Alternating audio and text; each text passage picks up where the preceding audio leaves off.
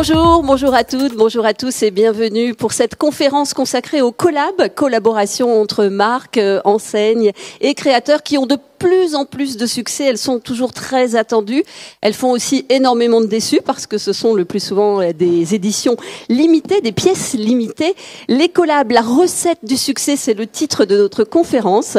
Je suis Laetitia Nallet, journaliste, heureuse de vous accueillir et de partager avec vous cette exploration des coulisses des collabs avec Sylvette Lepers. Bonjour Sylvette, vous êtes directrice des partenariats créateurs et images La Redoute, et Cécile Fricker-Lehanner de Band of Sisters. Bonjour à toutes les deux. Alors Sylvette Lepers, vous êtes entrée à l'âge de 20 ans à La Redoute et vous me confirmez que vous y êtes toujours.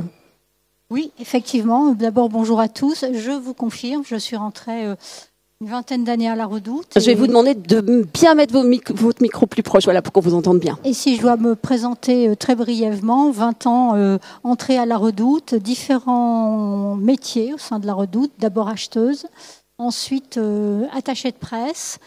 Je suis rentrée pour lancer le catalogue déco à MPM. Ensuite, j'ai dirigé l'équipe de style de l'ensemble du prêt-à-porter hommes, femmes, enfants de La Redoute. J'ai dirigé l'équipe presse et aujourd'hui, depuis plus de 10 ans, je me consacre à plein temps aux collaborations créateurs et images pour La Redoute. Vous êtes donc la bonne personne pour être avec nous aujourd'hui. Et puis à vos côtés, avec grand plaisir. Cécile Fricker-Lehanner. Alors Cécile, vous avez plusieurs métiers. Vous êtes styliste, créatrice de bijoux et quoi encore ? Bah, c'est déjà bien, oui, styliste, styliste depuis très très longtemps, mais je le fais de moins en moins, ce métier que j'adore. J'ai pu le faire récemment avec Sylvette et grâce à Sylvette et La Redoute.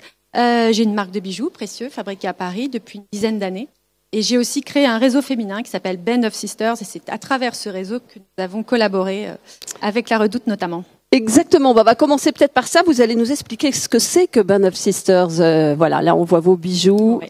Et Band of Sisters, alors qu'est-ce que c'est ? Band of Sisters, c'est un réseau professionnel de femmes, entrepreneurs ou dirigeantes ou indépendantes.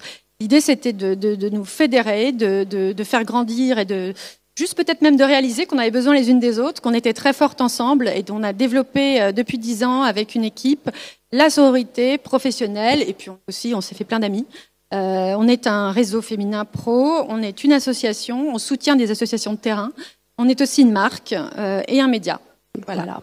Une grande équipe. Donc, vous soutenez des causes, hein, c'est ça aussi, absolument, avec Band of Sisters. Oui. Sylvette Lepers, pourquoi une collab avec Band of Sisters ? Alors, une collab avec Band of Sisters, d'abord parce que Cécile. Ah, voilà. La rencontre. Une collab, c'est toujours, en tout cas pour moi, pour La Redoute, une collab, c'est toujours une histoire de rencontre.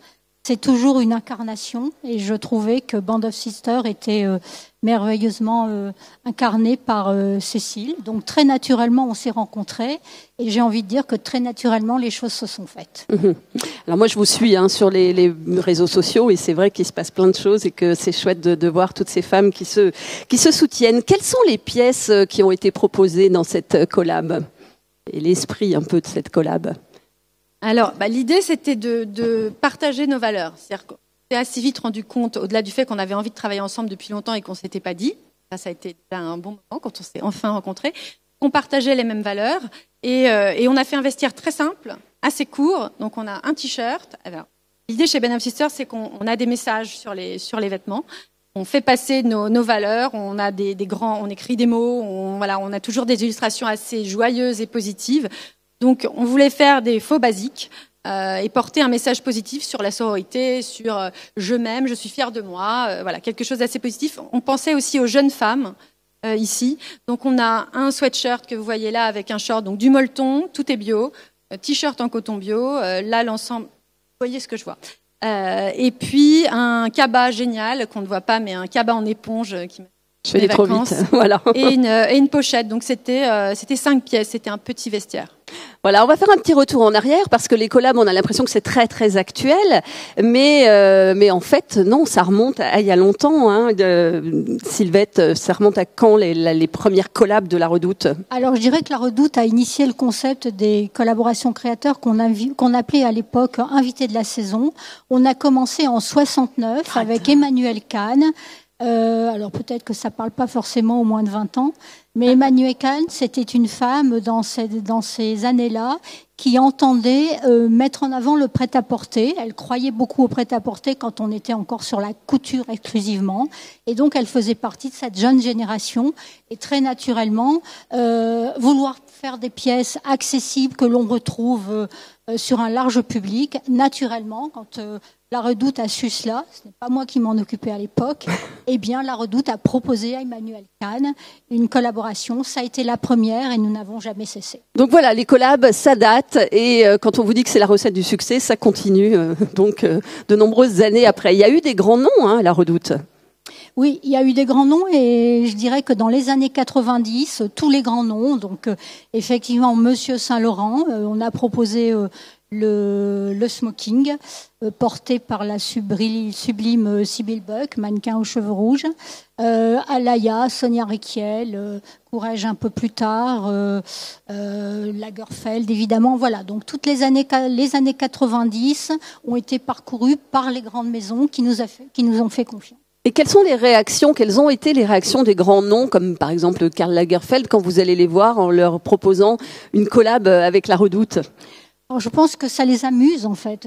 Encore une fois, je n'y étais pas, mais ce qu'on m'en a dit, c'est qu'effectivement, ce sont des créateurs qui n'ont plus rien à prouver. Donc, tout d'un coup, encore une fois, pouvoir retrouver leurs pièces sur un large public, proposer des pièces à des prix accessibles, parce que évidemment, c'est ça le sujet collab créateur à la Redoute, c'est avoir un style créateur à des prix accessibles. Donc voilà, toujours en général très bon accueil.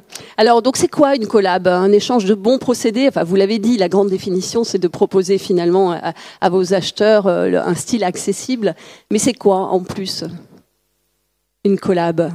Je le disais tout à l'heure, c'est avant tout une rencontre, c'est pouvoir proposer à un large public des collections, c'est révéler des talents, parce qu'effectivement, et là je pense notamment plutôt à la jeune création, c'est faire offense à personne de dire que tous les créateurs ne sont pas connus de tout le monde, donc c'est un rêve. C'est vrai que vous avez pu lancer des personnes comme ça. C'est un rôle de révélateur de talent, ça je trouve toujours intéressant.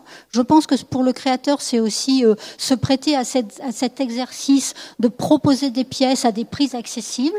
Donc il faut être astucieux dans la proposition de matière, de support. Après, là, c'est la Redoute qui se charge de la production. Après, on verra comment vous travaillez, évidemment. Cécile, du coup, de votre côté, une collab, qu'est-ce que ça apporte? Moi, je suis tout à fait d'accord. C'est d'abord une rencontre. Ensuite, c'est une façon d'élargir notre audience. Nous, en tout cas, chez Band of Sisters, on est un réseau. La marque, elle existe depuis le début, mais elle est assez petite. On fait des séries limitées entre sisters en général. On vend dans un réseau assez petit. La première collab qu'on ait faite, c'était avec Zadig et Voltaire, il y a quelques années maintenant. On a fait 2 saisons. C'était une grosse collection pour la deuxième saison.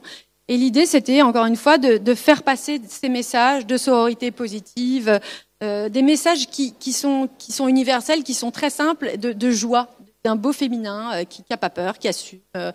Et là, on a de la chance parce que ce soit avec Sylvette à la Redoute ou avec Cécilia chez Zadig, j'ai rencontré des femmes qui étaient vraiment, qui avaient compris exactement qui on était et on partageait ces valeurs. Alors, ça vous apporte aussi une énorme communication, un coup de projecteur, des photos, etc. Évidemment, c'est quand même une grosse assise. Sylvette, pour la Redoute, c'est vraiment soutenir la création. Vous me disiez que c'était important de mettre un acte sur les mots, en fait, quand vous allez vers les jeunes créateurs. Oui, c'est ça, en fait, tout simplement. S'il fallait résumer, c'est la Redoute soutient la création. Elle le dit depuis très longtemps, et je pense que la meilleure façon de la soutenir, c'est effectivement de pouvoir collaborer ensemble, que ce créateur jeune ou jeune marque ou moins du reste puisse s'appuyer sur un gros acteur qui est présent en France, largement à l'international. Donc c'est un formidable exercice de style. Tout à l'heure, vous avez déjà un peu répondu à la question comment on choisit un créateur, une rencontre d'abord. Mais comment vous trouvez les jeunes créateurs alors, ceux qui n'existent pas encore vraiment ou en tout cas très discrètement? Faut être un peu curieuse peut-être. J'ai aussi beaucoup de créateurs qui viennent à moi, j'ai cette chance-là. Mais sinon, être curieuse, faire des rencontres, et puis on parle, et puis on échange, et puis Instagram, et puis d'autres réseaux. Voilà, je pense qu'avant tout, c'est effectivement peut-être un peu d'intuition, mais avant tout de la curiosité et de l'intérêt. La curiosité, et puis donc on peut vous contacter, c'est ce que vous conseillez aussi, parce qu'il y a peut-être dans notre public aujourd'hui des jeunes créateurs qui aimeraient bien faire une collab avec La Redoute. Je n'ai pas de carte de visite, mais j'ai un compte Instagram à mon nom, donc c'est assez simple. Voilà, vous saurez la retrouver, Sylvette Lepers. Et les jeunes vous apportent aussi des choses. Vous me disiez que vous aviez découvert avec eux justement l'impact des réseaux, peut-être dans les tout premiers avec qui vous avez fait des collabs. Oui, alors je pense qu'au-delà du côté professionnel, les jeunes apportent toujours quelque chose. Et au plus on avance en âge, au plus les jeunes nous apportent quelque chose. Donc ça, effectivement, c'est très rafraîchissant, c'est très vivifiant. Oui, ils m'apportent une autre vision des choses. On en parlera peut-être. Avec Casa 93, c'était extrêmement intéressant. C'était encore un autre exercice. Je fais partie de plusieurs jurys de mode, notamment la HED à Genève, depuis plusieurs années. Donc voilà, tout ça, ce sont des terrains d'expression qui sont extrêmement intéressants et qui m'enrichissent et qui, de ce fait-là, j'espère, enrichissent La Redoute. Oui. Et puis, il faut avoir du flair quelquefois aussi. Collab avec Jacques Mus ? Oui, 2013, je pense, collab avec Jacques Mus. Tout au début de Simon, voilà, on s'est rencontrés. J'ai toujours envie de dire qu'une collab qui se fait, c'est parce qu'on s'est rencontrés, puis ensuite on ne sait plus. Voilà, le temps d'une saison, une collab, et puis on avait effectivement Jeanne Damas qui était sa fidèle égérie. Alors, Cécile, vous l'avez évoqué tout à l'heure, vous avez aussi fait Burn Out Sisters, une collab donc avec Zadig et Voltaire, c'est ça ? Alors parlez-nous un peu, comment ça s'est passé ? Est-ce que vous avez vu des différences dans la façon de travailler ? Oui, forcément, c'est pas du tout la même chose, c'est pas le même univers, c'est pas la même marque. Là, chez Zadig, on est sur une marque moyenne haut de gamme, internationale, qui a des boutiques, qui a un énorme réseau de boutiques. En termes de communication et de visibilité, pour nous, ça a été beaucoup plus large.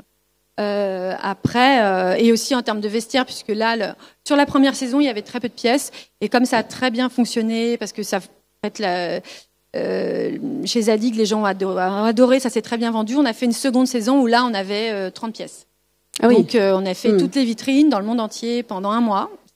On m'avait pas prévenu, donc j'ai eu la belle surprise de me promener sur mon vélo et de voir tous les produits avec le logo Ben of Sisters sur toutes les vitrines. Et j'ai reçu des messages du monde entier. Donc, il y a vraiment eu quelque chose qui s'est passé.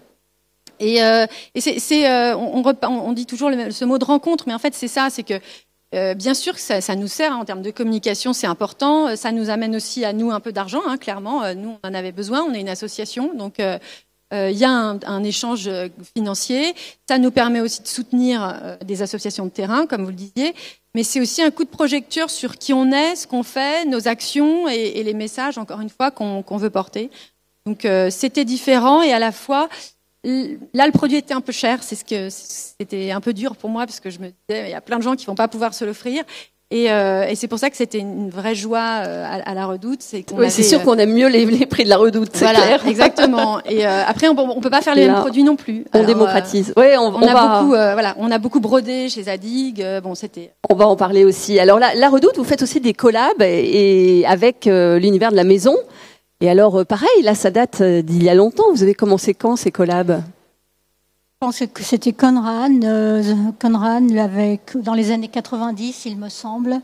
Donc, oui, bien sûr, 69, la maison, le prêt-à-porter, et dans les années 90, la maison, absolument.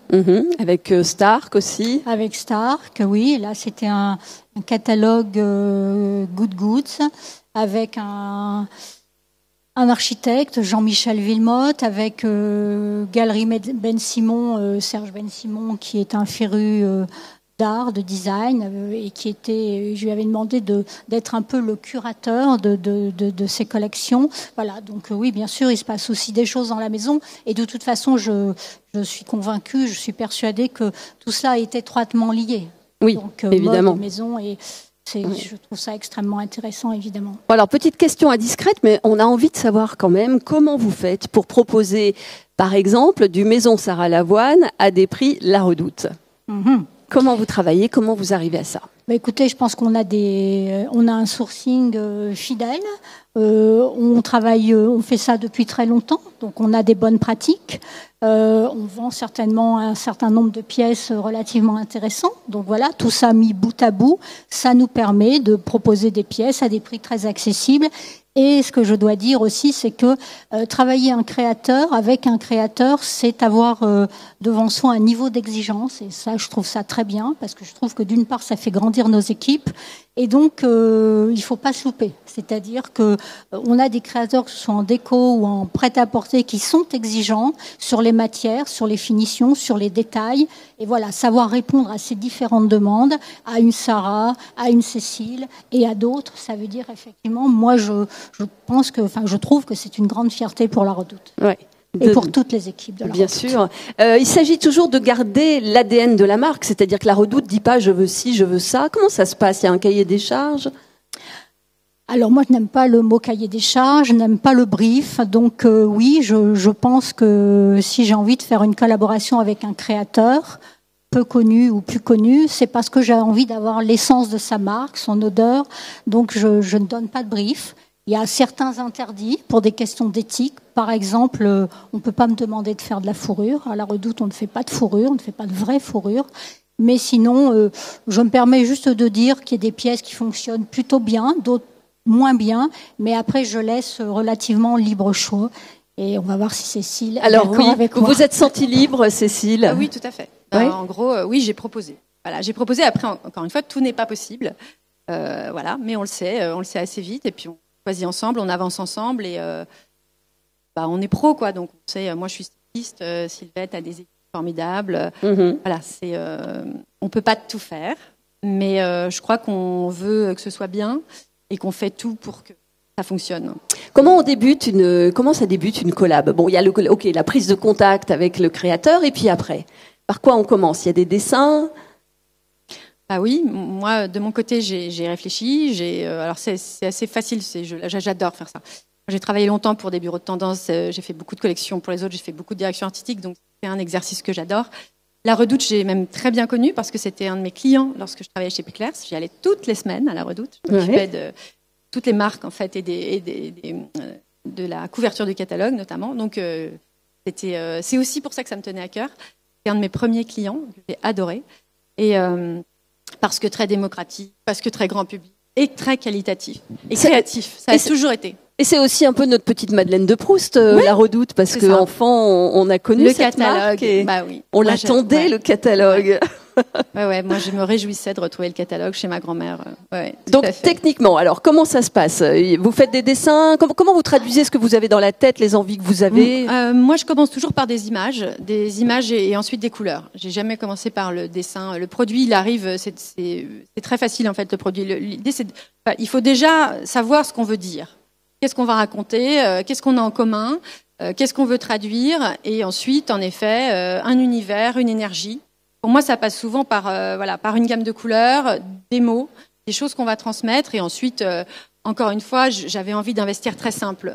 Il s'agissait pas d'aller... parce que chez Ben of Sisters, on est sur les messages. On travaille avec Natacha Pachal, qui est une artiste illustratrice. Et donc, c'est quand même Natacha qui va venir habiller le vêtement. Ouais. Donc, je fais en sorte, sur la forme, de rester assez simple. Là, on voulait s'adresser quand même à des filles plus jeunes.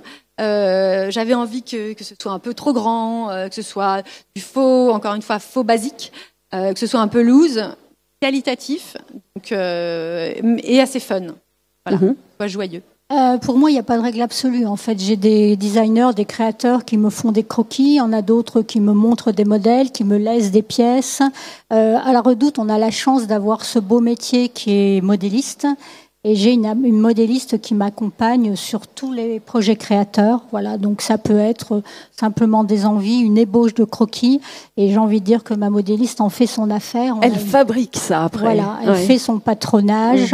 Voilà, donc il n'y a pas de règle absolue. C'est vraiment, on essaie de s'adapter. Je dis toujours que je fais en sorte qu'on n'ajoute pas une charge supplémentaire au créateur, au studio du créateur. Parce que ce sont souvent, là je parle des plus jeunes peut-être, ce sont souvent des jeunes qui ont beaucoup à faire, qui n'ont pas de grande structure. Donc si j'arrive et que le créateur doit faire son patron, etc., je pense que ça n'ira pas assez vite, ou en tout cas ça va lui complexifier les choses. Donc j'arrive en essayant de lui simplifier un tant soit peu la tâche, avec ma modéliste qui y travaille. Et quel est le timing à partir du moment où vous décidez de faire une collab et le fait qu'elle se retrouve dans les pages du catalogue? 6 mois, je dirais, à peu près. Ouais. Oui, 6-8 mois. Encore une fois, bon, effectivement, en général, on se dit, bon, ça peut être pour telle période, mais si on n'est pas prêt, si c'est pas abouti, si on a envie de refaire parce qu'on n'est pas complètement satisfait, je veux pas qu'on se mette de pression. Je préfère que les choses soient faites peut-être un peu plus lentement, mais qu'elles soient bien faites. Mmh. C'est long, enfin, le moment de la négociation, c'est quelque chose de difficile ou pas du tout? Non, même quand on va voir les grands, en fait, parce que d'habitude, ils se font payer très cher. Donc là, comment ça se passe? Non, parce que je pense que les premiers rendez-vous, c'est est-ce qu'on en a envie ou est-ce qu'on n'en a pas envie? Et ça, de part et d'autre. Donc quand on en a envie, la négociation, elle est quand même beaucoup plus simple. On parle argent. Faut pas forcer les choses. On parle un petit peu argent. J'ai juste posé cette question. C'est pas l'idée d'avoir une somme, mais est-ce que c'est lucratif quand même une collab pour La Redoute? Cécile nous a dit que elle, oui, ça avait un peu renfloué les caisses. Est-ce que c'est plus une histoire finalement d'image de marque ou ça génère aussi de l'argent? Ça peut générer de l'argent. Alors je pense que ce qui est image de marque peut aussi faire de l'argent. Il n'y a pas d'un côté je fais de l'image donc je perds de l'argent ou je n'en fais pas. Ou alors, au contraire, c'est pas du tout image, mais je fais beaucoup d'argent. Non, c'est pas ça le sujet. On peut, effectivement, mais ça dépend de la notoriété de la marque, du créateur, ça dépend de la collection, ça dépend du contexte économique, ça dépend en fait de beaucoup de choses. Mais effectivement, il y a des collaborations. Bon, évidemment, le smoking Saint-Laurent qu'on vend à 15 000 pièces, oui, ça fait de l'argent. Tout n'est pas à ce niveau-là. Et puis, on n'est plus du tout sur les mêmes quantités. Mais encore une fois, pour La Redoute, c'est pas vraiment le sujet premier de faire de l'argent avec les collaborations de créateurs. Mmh. Quand on est comme vous à ce poste, si par exemple un jeune créateur vous contacte mais qu'il a encore pas fait grand-chose, vous allez quand même lui accorder votre confiance? Ça peut être le cas, c'est le cas notamment avec la aide, puisque effectivement, moi je décerne un prix chaque année à la aide à un étudiant master qui n'a pas encore intégré une maison de couture, qui n'a pas encore créé son label, et on fait une collection ensemble. Donc oui, ça peut m'arriver si effectivement, encore une fois, si je trouve son univers intéressant, si lui, je le trouve intéressant, ou la créatrice. Voilà, je pense qu'il faut que je sois un peu séduite, que je sois un peu sensible à son travail. Ça ne veut pas dire que j'aurais envie de porter ses pièces, que je ne porte pas toutes les pièces qui sont faites. Voilà. Mais oui, je pense qu'il faut que ça me touche. En fait, c'est ça. Et les pièces sont toujours en édition limitée? De plus en plus. Plus en plus. Ça, il fut un temps où effectivement une collaboration, c'était du réassort, c'était présent toute la saison. Je pense que le mode de consommation a changé. On a envie d'une collaboration, on a envie de pièces assez rapidement, puis après, je pense qu'on passe à autre chose. Et c'est bon aussi pour La Redoute, on pense aux fins de stock. À La Redoute, nous n'avons jamais détruit nos stocks, nos fins de stock. On n'a pas attendu qu'il y ait une loi qui passe pour cela. On les remet à des associations. Donc, mais voilà, on est sensible aux fins de stock, donc des séries limitées. Est-ce qu'il y a des questions dans le public? Parce que peut-être que vous avez dans l'idée de faire une collab, ou que vous avez envie d'en savoir plus, ou peut-être que vous avez envie de mettre dans votre commerce une collab en route, ou vous avez une expérience à nous raconter. N'hésitez pas à lever la main si vous souhaitez poser des questions. Vous avez la chance d'avoir Sylvette Lepers et Cécile Fricker-Lehanner avec nous. Alors, qui se lance? Là... Ça bouge pas trop, hein. Ah si, ça y est. Une question. Je vais être bonne élève. Je vais partager. Donc moi, je m'appelle Florence Roussel. J'ai travaillé longtemps chez le Disney, donc sur la direction des collabs notamment. Et je voulais partager. Je suis tout à fait d'accord avec vous. Ça, c'est toujours une rencontre d'abord. Donc en fait, il y a bien sûr une feuille de route. Et il y a bien sûr aussi un objectif d'image et de cash, mais pas forcément les deux en même temps. Mais c'est avant tout, je pense, en effet.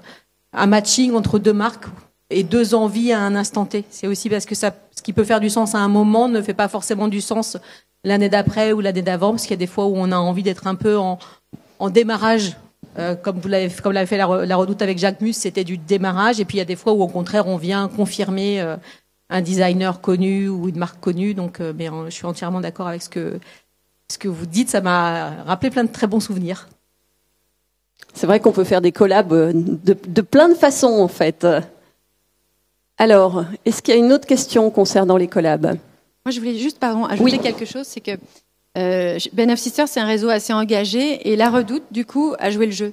C'est-à-dire que La Redoute s'est engagée à ce que les bénéfices de la collab soient reversés à une association qui lutte contre les violences faites aux femmes dans le Nord. Ça, c'est quand même... Voilà, c'est un vrai truc. C'est pas rien du tout. Pour nous, c'était très important. Ils l'ont fait. Ils n'étaient pas obligés de le faire. Oui, mais Sylvette, c'est votre position, c'est ce que vous répétez toujours, c'est-à-dire que quand on dit qu'on prend des engagements, on les prend. Il faut être à la hauteur de. Oui, et puis La Redoute est engagée de longue date auprès de cette association, Solfa, qui vient effectivement en aide aux femmes victimes de violences conjugales, et effectivement, les bénéfices ont été reversés à cette association. Je crois que j'avais vu quelqu'un qui levait la main là-bas. On y va. Une autre question. Hi. Comment faites-vous la différence entre une vraie collaboration avec un designer ou un accord de licence où ils vont juste mettre leur nom sur la collection? Comment faites-vous la différence? Toi, tu ne fais que ça, des vrais partnerships. Tu ne fais pas de licence, tu ne fais pas de... Répondre. Ça vous arrive de faire des licences? Oui, alors oui, ça m'arrive de faire des licences. Vous citiez Disney, j'ai fait des collections avec Warner Bros, par exemple, et Wonder Woman, par exemple. Mais il n'empêche que sur ce type de collection, on crée des pièces exclusives aussi. Voilà. Après, effectivement, ça nous arrive de faire des licences, mais c'est pas directement moi qui m'en occupe, c'est plus effectivement les équipes au marché. Parce qu'il n'y a pas il y a moins cette valeur de création de pièces exclusives. Autre question à propos des collabs? Oui, on en a une là-bas.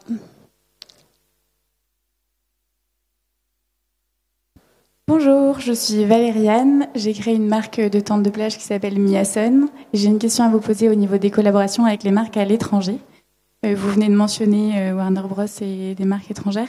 Est-ce que vous observez qu'il y a des choses qui permettent de le faire à coup sûr, ou bien qu'il y a certaines manières de travailler au niveau de la culture qui peuvent mettre des bâtons dans les roues?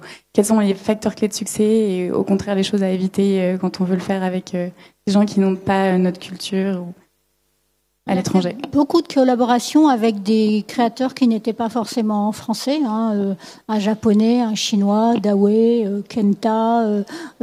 Pour moi, c'est pas forcément un critère. Je pense que la mode se passe aussi à Paris, donc c'est assez universel. Je n'ai pas senti un frein en termes de culture parce que ça n'était pas un créateur français. Pas du tout. Et sur les marques, la même chose. Là, on va sortir prochainement une marque enfant, un label enfant, Tiny Cottons. C'est un couple d'Argentins qui est basé en Espagne. J'ai pas vu de problème, pas de frein. N'hésitez pas à lever la main si vous avez une autre question, on viendra vers vous. Justement, un petit mot je crois qu'il y en a une au fond, là-bas, non ? Non, pas forcément. Alors, il y a les prochaines collabs, justement, donc racontez-nous. Faites-nous envie. Alors, la prochaine, c'est Tiny Cottons. Pour ceux qui ne connaissent pas, c'est une marque enfant. Ce qui la caractérise, vous le verrez là, ce sont les couleurs. Et bon, je trouve que l'exercice mélanger couleurs, ça peut toujours être un peu compliqué, un peu difficile. La créatrice réussit ça très bien. Donc ça, c'est la prochaine collaboration qui sort en septembre. Fin septembre de mémoire, et ensuite un peu plus tard, fin octobre, une collaboration avec un jeune de la Head justement qui s'appelle Jérémia. Voilà, donc un univers un peu unisexe. L'année dernière, quand j'avais vu ses travaux de fin d'études, il faisait une collection pour l'homme. J'avais trouvé ses chemises. Je trouve que faire des choses extrêmement simples et extrêmement basiques, c'est toujours très compliqué. Et là, je trouve que l'exercice est très réussi. Donc, je lui ai demandé de faire ça pour l'homme et pour la femme. Et pour la maison aussi, nous avons plusieurs collabs à venir. Alors, pour la maison, avec la marque Jamini. Et ensuite, avec Mama Shelter. Cette collection qui est aussi très singulière. Alors, Mama Shelter, ce sont le réseau d'hôtels ? Absolument, réseau d'hôtels. C'est ça. Voilà. Et ils éditent des produits ou Oui. c'est... Non, mais ça, c'est nous qui faisons, hein, mais D'accord. qu'on retrouvera effectivement dans leurs hôtels. Avec eux, d'accord. J'aimerais qu'on revienne un petit peu sur Band of Sisters parce que c'est une formidable aventure qui a débuté finalement comme ça entre copines. Vous vous êtes dit tiens si on s'entraidait. Alors, ça a débuté vraiment entre moi et moi. Je me suis retrouvée après avoir travaillé un peu plus de 10 ans dans la mode. J'ai réalisé un premier rêve qui était de créer une marque de bijoux précieux. Et du coup, j'ai quitté mes jobs. Je me suis retrouvée seule chez moi, sans beaucoup d'argent, sans équipe pour la première fois de ma vie. Et c'était très, très, très dur. Donc, je me suis dit, je vais pas tenir. J'avais 2 enfants tout petits. Mon mec bossait beaucoup. C'était horrible. Et j'ai l'impression d'être totalement incompétente, seule au monde. C'était que de la difficulté. Une fois que tu as dessiné tes trucs, ok, ça c'est facile. Mais tout le reste, je ne savais pas faire. Ouais. On ne m'avait pas appris. Dans les écoles de mode, même les meilleures, on n'apprend pas l'entrepreneuriat, on n'apprend pas la compta, on n'apprend pas la communication, on n'apprend pas à aller vendre ses produits. Et donc je me suis dit, si je ne m'entoure pas, je suis foutue. Et puis j'ai pensé à toutes les autres. Je me suis dit, je suis pas la seule femme là aujourd'hui. J'ai bien compris qu'en étant une femme, c'était encore plus difficile. Et du coup, voilà, j'ai décidé de m'entourer de femmes qui vivaient les mêmes choses que moi. On s'est entraidés, on s'est dit les choses. C'était avant MeToo. C'était il y a longtemps. Et il y avait des mots qu'on pouvait pas dire. C'était compliqué à l'époque et des vérités qu'on ne voulait pas voir. Et puis on a ouvert les yeux ensemble, on a avancé ensemble. Il y a pas mal que je vois dans la salle ici qui sont là. Merci les filles d'être là. Et les femmes en France entreprennent beaucoup, sont très créatives, ont envie de changer les choses, ont envie de rendre une... Enfin, c'est toujours très positif cette façon d'imaginer un produit, une marque, un univers. C'est pas... ça manque pas d'ambition, mais en tout cas, c'est jamais je vais gagner plein d'argent, quoi. Parfois, c'est un peu le problème. Mais voilà, on pense à autre chose d'abord. On pense à aux produits, on pense à améliorer, à faire une belle fabrication, à ce que les choses soient clean. Et puis, moi, très longtemps, mes bijoux m'ont coûté beaucoup trop cher, donc c'était très compliqué. Voilà. Mais donc on a besoin de s'entourer. C'est comme ça que j'ai commencé. Et puis parce que je trouvais que la société n'était pas assez juste, pas assez égalitaire. Je trouvais qu'il y avait des choses à dire et qu'il fallait être. Et j'étais convaincue qu'on était plus fortes ensemble. Et voilà. Il n'y a pas que des créatrices alors au sein de... Alors au début, c'était surtout mon réseau, mon premier cercle. Donc c'était essentiellement des stylistes, des créatrices, des fondatrices de marques. Et puis de moins en moins aujourd'hui, puisqu'on est près de 300. Donc on a beaucoup de femmes entrepreneurs. Donc pas mal sont ici. On a beaucoup de femmes qui exposent sur ce salon chez Band of Sisters aussi. De la mode. Bon, c'est vraiment une communauté créative. Donc on parle de mode, de déco, de beauté. De communication, on a des artistes peintres, on a aussi des avocates, des dirigeantes. Mais si ce sont des avocates, la plupart du temps, elles vont parler de propriété intellectuelle, elles vont être quand même avoir un lien avec tout ça. Oui, en général, on a aussi des super pénalistes parce que on a aussi cette activité de lutte contre les violences, de sensibilisation, d'accompagner des associations de terrain. Donc voilà, on a quand même, on passe d'un. Vous êtes combien alors aujourd'hui? On est près de 300, mais ça c'est Véronique qui connaît les chiffres. Qui connaît les chiffres, voilà. Ouais. Largement près de 300 et en membres actifs 250, je pense. Mais en fait, chez Band of Sisters, on peut adhérer toute l'année. D'accord. Voilà, on paye une très petite cotisation, mais qui nous permet de vivre. Donc elle est très importante, même si elle est symbolique. Et voilà, et on peut rentrer toute l'année. Et puis sur les réseaux sociaux, donc vous communiquez beaucoup? Beaucoup, ouais, c'est devenu une sorte de média, Band of Sisters. Donc c'est Band of Sisters Paris sur Instagram. Ouais, on a c'est un relais de nos engagements et de nos actions et de nos créations. Donc on prend la parole, ouais. Quand vous dites que vous vous engagez auprès d'associations, comment ça se traduit concrètement? Concrètement, ce sont déjà des rencontres. Ce sont des gens qui partagent nos combats, qu'on a envie d'aider, de mettre en avant. Donc nous, on les accompagne. Ça va être des coups de cœur sur leur action, sur des humains aussi. Je pense à la Maison des Femmes avec qui on a fait une grosse campagne de levée de fonds il y a 5 ans maintenant. Aujourd'hui, on accompagne l'association Solimov qui est extraordinaire. Ce sont des gens, c'est une toute petite équipe qui, à Paris, région parisienne, en fait, aide les femmes à déménager en urgence. Voilà. Parce que quitter souvent il faut partir et partir toute seule, c'est compliqué. Louer un camion, faire son déménagement. Donc Solimov, en fait, c'est une équipe qui va venir vous déménager en sécurité. C'est-à-dire qu'il y a un certain nombre de personnes, il y a des hommes, et puis il y a toujours une sécurité. La police est prévenue. Et la femme ou la famille déménage dans des conditions très très sécures, même si c'est de toute façon extrêmement douloureux et violent, et mise à l'abri. Et voilà. Et l'idée, c'est que nous, donc, on les fasse connaître, on les accompagne financièrement. Donc nous, on fait des dons toute l'année à ces associations. C'est aussi pour ça qu'on a besoin de faire des collaborations et d'être soutenus. Et puis, on fait des dons, on fait de la communication et on les met en réseau, on les met en contact aussi. On peut demander de l'aide, voilà, avec le Bon Coin, par exemple. Je vais les demander à Amandine de Souza au Bon Coin, d'aider Solimov. Il y a 1000 choses à faire. Ouais, avec des connexions, ça c'est pas mal. Et donc au début, c'est un réseau de femmes qui a voulu s'entraider. Et comment vous êtes arrivés à aller plus loin en aidant justement des associations et donc d'autres personnes que vous ne connaissez pas? Bah, ça, c'est qui je suis, en fait. Dès que j'ai vu qu'il y avait un peu de marge de manœuvre, je me suis dit, il faut que je continue, il faut que j'aille plus loin que ça. Parce que, bon, bah, nous, on a beaucoup de chance. Moi, en tout cas, j'estime avoir beaucoup de chance. Je suis allée à l'école, je suis dans un pays démocratique et assez magnifique. On peut faire beaucoup de choses ici. Et je pense à toutes celles qui n'ont pas eu ces occasions, qui ont besoin d'aide. Donc, ça me paraissait évident de m'engager, de faire des choses, d'aider, de soutenir et aussi de communiquer. Voilà, donc on fait beaucoup de choses sur l'Iran, on parle beaucoup de l'Afghanistan, on parle d'Israël et de Palestine. Alors on fait aussi attention parce qu'on n'est pas journaliste, on n'est pas politique, mais bon, on voit bien aussi qu'aujourd'hui pour les femmes c'est pas si simple dans plein de pays. Il se passe des choses et on relaie. Eh ben, on a envie, en tout cas, d'aller voir ce qui se passe sur les réseaux. Donc, c'est Band of Sisters of Paris. Band of Sisters Paris. Paris, voilà. Sur Insta, évidemment, et les différents réseaux. Sylvette Lepers, quand on voit le salon Maisons et Objets, dans lequel vous venez depuis de très, très nombreuses années, est-ce que pour vous, c'est une façon de repérer les futurs collabs? Oui. Toute source est bonne, j'ai envie de dire. Les salons, les défilés, les rencontres, bien sûr, oui, là, et sur celui-ci et sur d'autres, c'est rencontrer c'est découvrir des jeunes marques, des marques, voir l'évolution de certaines d'ailleurs.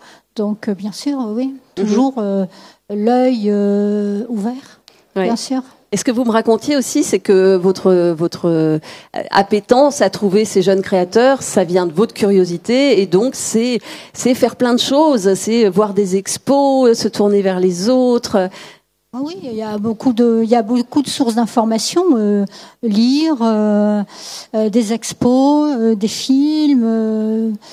Ce qui se passe aussi dans l'automobile, enfin voilà, tout ça sont des secteurs d'innovation qui m'intéressent et je pense qu'effectivement il faut être un peu curieuse de tout Là vous venez de dire le secteur de l'automobile, donc comment le secteur de l'automobile va vous influencer dans votre travail ou dans vos collabs? Forcément, parce que bon, je vois par exemple la Renault 5 qui sort. Bon, voilà, tout ça, il y a de nouvelles technologies, il y a de nouvelles façons d'aborder le bien-être. En fait, je trouve que tout est nourrissant, donc il faut faire un tri dans tout cela. Mais à chaque fois, en fait, découvrir quelque chose dans n'importe quel domaine, quelquefois, c'est pas, voilà, on l'a entendu, on l'a vu. Et puis tout d'un coup, ça ressort parce que ça fait connexion à autre chose et tout ça, c'est extrêmement intéressant en fait. Donc s'ouvrir aux autres, s'ouvrir à tout, voilà, ouais. Une bonne solution. Tiens, il y a une collab dont on pourrait parler, on l'a pas vraiment vue. Vous aviez fait une collab avec Jane Birkin et sa fille. On a fait pas mal de collaborations aussi avec des talents, des personnalités, donc effectivement avec Lou et puis sa mère. Je pourrais citer Christine Scott Thomas et sa fille, Françoise Hardy, Thomas Dutronc et d'autres, Marc Lavoine et Sarah. Oui, parce que là, c'était encore un autre exercice, c'est-à-dire leur proposer d'imaginer des pièces qu'elles portent, qu'elles auraient envie de porter. Donc, c'est autre chose, mais tout aussi intéressant parce que, encore une fois, il s'agit de créer. En fait, c'est ça qui est intéressant. Et comment ça se passe? Parce qu'une chanteuse, elle a peut-être pas trop de facilité à vous dire, moi, le vêtement idéal, il serait comme ci, comme ça. Là, pour l'exemple, c'était pas trop difficile parce que Lou, elle a quand même un sacré style. Elle sait ce qu'elle veut. Elle a beaucoup de talent. C'est une fille qui dessine, qui fait des illustrations au-delà de faire de la musique. Donc, elle a tellement Enfin, elle a tellement de l'allure. Je pense que c'était pas très compliqué avec elle. Après, voilà, peu importe. Peu importe qui nous soyons, on a des avis sur le vêtement. C'est peut-être l'exemple About a Worker que j'avais cité, où là, c'est About a Worker, c'est un jeune collectif. Enfin, ils sont deux d'ailleurs. C'est un duo de créatifs. On va les retrouver. Qui ont fait des écoles de style. Voilà. Et voilà, je les suivais depuis pas mal de temps. Et ce que je trouvais intéressant, c'est que eux, ils travaillaient avec des centres de réinsertion dans le département 93. Donc avec des gens un peu qui sont en difficulté et qui n'avaient pas forcément une idée très précise, qui n'avaient pas fait d'école de style, qui savaient pas forcément, qui n'avaient pas une culture sur les matières et autres. Et je leur ai proposé en fait de faire une collection avec des collaborateurs de notre entrepôt, notre logistique. Donc pareil, des gens qui ne sont pas de formation styliste. Voilà. Et donc on a travaillé ensemble sur une collection. Et puis pour aller jusqu'au bout de l'histoire, évidemment, cette collection, les collaborateurs que vous voyez là l'ont portée, ont travaillé sur la collection, l'ont portée, donc ils ont fait la série, la séance photo. Donc, voilà, du début jusqu'à la fin, ça faisait sens parce qu'ils donnaient leur avis et ils échangeaient entre des créatifs et des gens qui n'étaient pas forcément férus de mode, pas un avis très précis, pas forcément le langage stylistique. Et ces gens-là se sont très bien entendus autour d'un vêtement. Donc c'est tout un univers, comme vous le disiez, qu'on découvre et toute une histoire aussi qu'on vit en interne. En interne, par exemple, à la Redoute, c'est important, le service des collabs. Enfin, les collabs, c'est plutôt un faire-valoir. On est fiers de ça. Je pense, oui, bien sûr. Oui, on est fiers des collabs, on est fiers de soutenir la création, on est fiers d'avoir de beaux papiers dans la presse parce qu'effectivement, la presse nous suit et nous offre une belle visibilité, relaie nos collaborations. Donc oui, la Redoute en tire une certaine fierté, bien sûr. Combien de collaborations par an ? Alors, pas de règle absolue. Encore une fois, j'ai pas des cases à remplir où il faut autant de collaborations. En fonction des rencontres, des opportunités, on s'oriente quand même de plus en plus sur peut-être un peu moins de collaborations. Il fut une époque où on faisait à peu près 6 ou 7 collaborations par saison. Ah oui. Ce qui est par saison. Par saison. Incroyable. C'est quand même beaucoup. Donc peut-être un peu moins. On se laisse un peu plus le temps, mais en tout cas, je me dis pas en début de saison, je vais faire 2 collaborations ou 3 collaborations, il me les faut absolument. Non, c'est pas ma façon de travailler. Vous laissez le vent venir, voilà. Et les rencontres et les hasards. Est-ce que sur ce salon Maison Objet, vous avez déjà, sur cette édition particulièrement, repéré quelqu'un ? Pas encore, mais je suis arrivée un peu tardivement. On va donc forcément, évidemment, vous laisser continuer. Est-ce qu'il y a une dernière question avant qu'on se quitte ? Je suis sûre en plus que dès qu'on va arrêter notre conférence, tout le monde va se jeter sur Sylvette et sur Cécile pour leur poser des questions. Mais bon, quelquefois, on préfère la direction. Pardon ? Ou pas, mais si, bien sûr. On préfère quelquefois la discrétion. Cécile, les prochains projets de Bond of Sisters ? On continue, on est là, de plus en plus nombreuses. On a un calendrier. Nous, chaque mois, on a 2 à 3 événements. Donc, ça demande. Ah oui. Oui, on invite, on reçoit des femmes. On partage les parcours, on inspire, on suit. Là, on a Octobre Rose qui arrive. On a la course Odyssea dans laquelle on a une équipe aussi parce que la santé des femmes, c'est très important chez nous. Donc, on suit aussi des associations et on participe aux événements. Donc on a une équipe Odyssea qui va courir. Sur Octobre Rose, on soutient. J'ai un trou de mémoire. On va. Gustave Roussy. Ah bah oui, important. Évidemment. Pardon, excusez-moi. On va vous suivre sur les réseaux sociaux. Voilà. Et vous soutenir si on peut. Et puis là, on a une très belle soirée de rentrée avec Marie-Éloi sur les réseaux féminins, l'importance des réseaux. En France. Sylvette Lepers, Cécile Fricker-Lehanner, merci beaucoup. Merci. Vous me confirmez que les collabs, c'est la recette du succès ? C'est un super moment à vivre, il faut le faire. Ouais. Moi, j'adore ça. Merci. Merci beaucoup à toutes les deux, merci à vous.